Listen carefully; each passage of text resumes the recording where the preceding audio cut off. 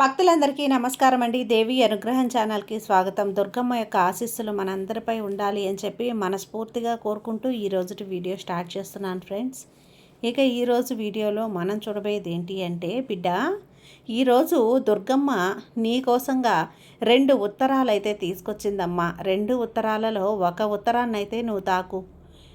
నీ మనసులో ఒకరున్నారు కదా, వారి గురించి ఒకరిని తలుచుకొని ఒక ఉత్తరాన్నైతే నువ్వు తాకు. వాళ్ళు నీ గురించి ఏమనుకుంటున్నారు, వారి గురించి నీ మీద ఎలాంటి అభిప్రాయం ఉంది అన్నీ కూడా వివరంగా తెలుసుకో బిడ్డ.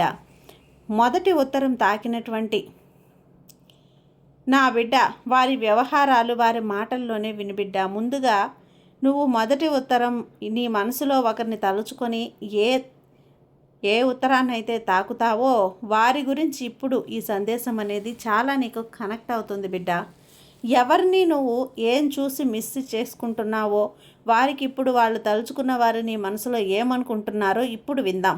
అంతకంటే ముందుగా మన ఛానల్ని ఫస్ట్ టైం చూస్తున్నట్లయితే ప్లీజ్ సబ్స్క్రైబ్ చేసుకోండి ఫ్రెండ్స్. వీడియో నచ్చితే కనుక లైక్ చేసి సపోర్ట్ చేయండి. ఇక వీడియోలోకి వెళ్ళబోయే ముందుగా ఒక్కసారి మనకు బాగా తెలిసినటువంటి గురువుగారు శ్రీ వారాహి అమ్మవారి జ్యోతిష్యాలయంలో జ్యోతిష్యం చెప్తున్నారు గురూజీ సుబ్రహ్మణ్యం రాజు గారు. Contact number 9989794560. ఈ గురువుగారు ఎలాంటి సమస్యనైనా సరే ఫోన్లోనే పరిష్కరించేస్తున్నారు. నమ్మకంతో గురువుగారికి కాల్ చేయండి. నెంబర్ 1 స్త్రీ పురుష వశీకరణ స్పెషలిస్ట్.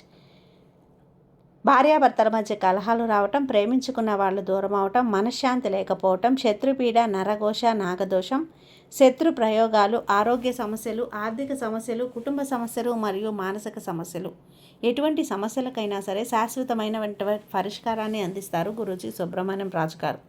నమ్మకంతో గురువుగారికి కాల్ చేయండి.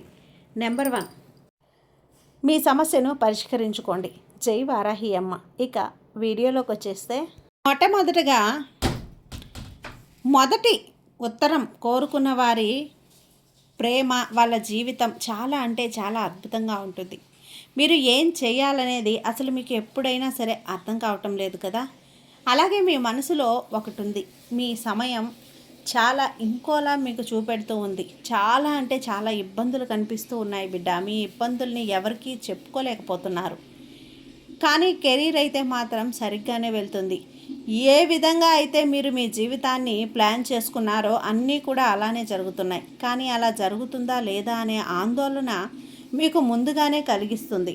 దానివల్ల మీరు కొంచెం నిరుత్సాహంగా, అసంతృప్తిగా అయితే ఉండగలుగుతున్నారు. అందువల్ల మీరు ఏం చేయాలి అనే ముందు ఖచ్చితంగా ఒక నిర్ధారణకు అయితే రావాలి. ఎందుకంటే మీ మనసులో ఎక్కువ అయోమయం అనేది ఉంది. ఆ అయోమయం వల్ల ఏం చేయాలి, ఎలా ప్లాన్ చేసుకోవాలి అన్నది కొంచెం గందరగోళంలో పడి ఆలోచించి జ్ఞానం అనేది నీకు తగ్గిపోతుంది బిడ్డ. అన్నీ కూడా మీకు మెల్లిమెల్లిగా సర్దుకుంటాయి. మీ ఇంట్లో ఆర్థికంగా అంతా కూడా బాగానే ఉంది. కానీ ఎవరైనా ఆరోగ్య సమస్యలు ఉండొచ్చు కదా, వారి వల్ల మీరైతే కాస్త ఇబ్బంది పడుతూ ఉండొచ్చు.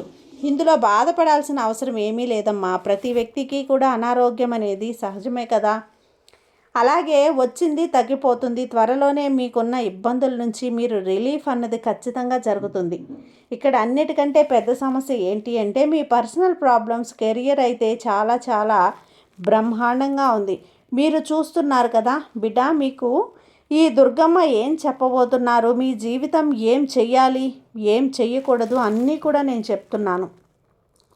ఏంటంటే మీరు ఏదైతే చేస్తూ ఉన్నారో అది తప్పకుండా మనుషులకు మీరు ఏ విధంగా సహాయం చేశారో మీరు అలా చేసి ఉండకూడదు, అలా ఇచ్చి ఉండకూడదు. మీరైతే తప్పు చేశారు. మీరు ఎవరైతే సాయం అనేది చేశారో వారికైతే మీకోసం సరైన వారైతే కాదు బిడ్డ. మీ అందరూ కూడా చెప్పారు వారితో స్నేహాన్ని చెయ్యొద్దు, వారితో మీరు ఏదైనా సంబంధాలు పెట్టుకుంటున్నారో వాటిని పెట్టుకోవద్దని, అంత లోతుగా వెళ్ళొద్దు అని మీకు తెలియజేసినా మీకు కొంచెం తప్పుడు నిర్ణయాలు తీసుకుంటున్నారు.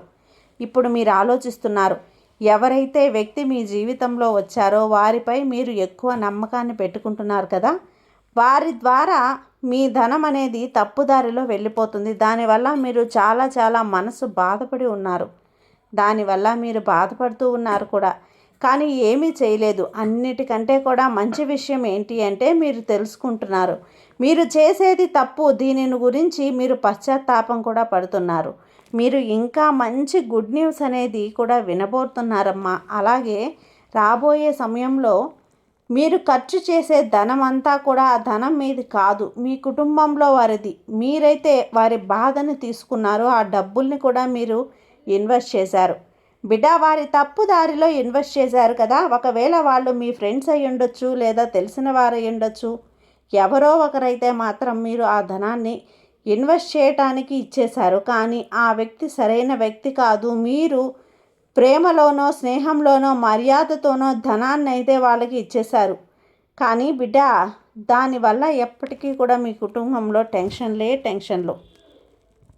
ఇంట్లో వాళ్ళు చాలా ఇబ్బంది పడుతూ ఉన్నారు, టెన్షన్ పడుతూ ఉన్నారు. మీరు కూడా టెన్షన్ బాగానే పడుతున్నారు. కాబట్టి మొదటి ఉత్తరం వారు కోరుకున్న వాళ్ళు మీ గురించి మంచిగా ఆలోచిస్తున్నారు. కుటుంబంలో ఉన్న సమస్యలన్నీ తొలగిపోయి మీరు కూడా మంచి దారిలో నడవాలి అనుకుంటున్నారు.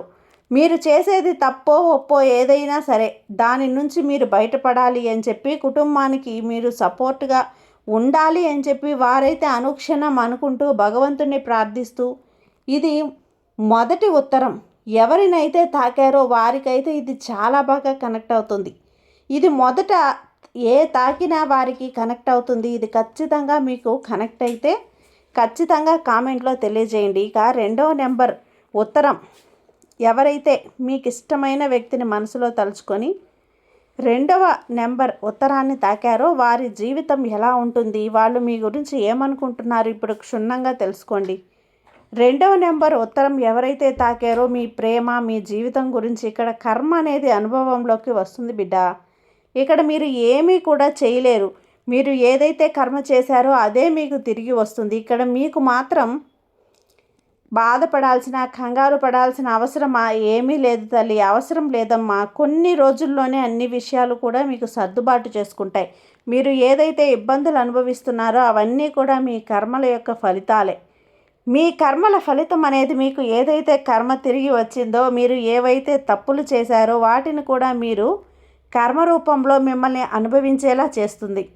ఇక్కడ మీరు చేసేదంతా కూడా ఏమీ లేదు, క్షమించండి అని మాత్రం అడగటం. మీ కర్మే మీకు తిరిగి వచ్చింది.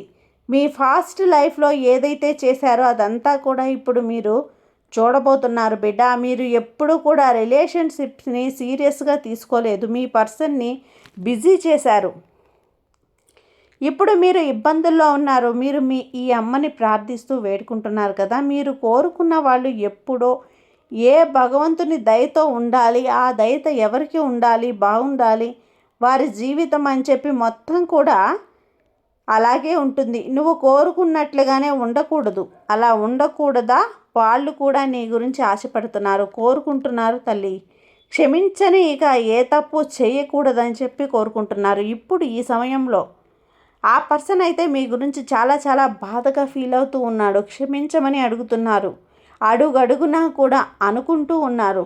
ఇంతకుముందు వారిని మీరు కొంచెం దూరంగా ఉంచారు. ఇక వారు మిమ్మల్ని బ్లాక్ చేసి కూడా ఉంచారు. అందులో తప్పకుండా రాసే పెట్టి ఉంది తల్లి. అవును బిడ్డ, ఎప్పుడైతే ఏదైతే జరుగుతుందో దాన్ని మీరు ఫేస్ చేయండి, ముందుకు సాగండి. రాబోయే సమయం చాలా బాగుంటుంది. ఇప్పుడు చీకటి రాత్రుల్లో ఉన్నా మీకు వెలుగు అనేది తప్పకుండా వచ్చే తీరుతుంది. అందుకే జీవితంలో సంతోషం అనేది ఖచ్చితంగా వస్తుంది అని చెప్పాలి. ఇక మీరు కంగారు పడాల్సిన అవసరం లేదు, తొందరపడాల్సిన అవసరం అంతకన్నా లేదు.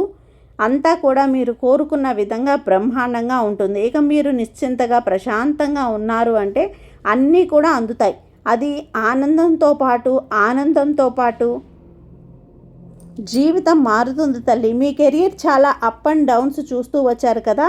మీరు అనుకుంటూ ఉన్నారు, అసలు నా భాగ్యంలో ఏం రాసిబడి ఉంది అని. ఒక్కొక్కసారి చాలా మంచి సమయాన్ని చూస్తారు, మరొకసారి బిడ్డ ఆ సమయాన్ని చూస్తూ ఉంటారు.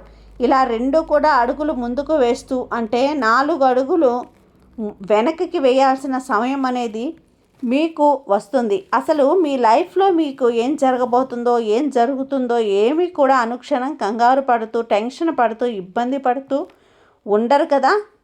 మీ కుటుంబంలో వారందరూ కూడా మంచివారు. మీ కుటుంబం వారి గురించి మీ అమ్మని ప్రార్థిస్తూ, భగవంతుని ఆరాధిస్తూ, ధ్యానిస్తూ చెబుతూ ఉంటారు. ఇంత మంచి కుటుంబం ఇచ్చినందుకు కృతజ్ఞతలు అమ్మ, కృతజ్ఞతలు అమ్మ, ధన్యవాదాలు తల్లి. అని మీ జీవితంలో మీరు ఒక మంచి సమయం ఎదురు చూస్తున్నప్పుడు అది కూడా జరగాలని ఆశపడుతున్నారు. ఆ వ్యక్తి కూడా మీ గురించి కోరుకుంటున్నారు. ఇక మీ జీవితం బ్రహ్మాండంగా ఉండాలని, రానున్న సమయం బాగుండాలని మీరు ఏదైతే సరే అనుకుంటున్నారో అది దగ్గరికి వచ్చి మీకు అందుకోవాలి. అలాగే మీ చెడంతా దూరం అయిపోవాలి. ఆ వ్యక్తి మీ గురించి ప్రార్థిస్తూ ఉన్నారు. అలాగే మీకు తెలుసా వాళ్ళు మీ మనసులో ఉన్నారని మీకు తెలుసా అంటే వారికి ఇష్టం లేదు. అలాగని వారంటే కూడా మీకు ఇష్టమని నేను తెలుసుకోను.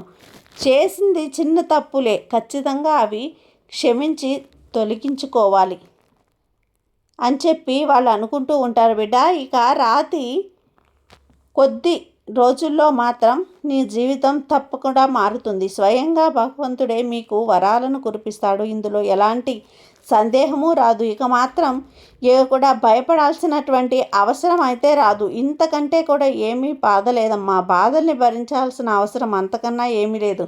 నిశ్చింతగా ప్రశాంతంగా ఉండు. అంటే మంత్రం అన్నీ కూడా భగవంతుడు మారుస్తాడు. ఇక నీ శక్తికి నిశ్చయంతగా ఉండు. ఎందుకంటే ఈ అమ్మ నీకు తోడుగా ఉన్నంత వరకు నీకు భయం ఎందుకు చెప్పు. సర్వేజన సుఖినో భవంతు. జై దుర్గమ్మ.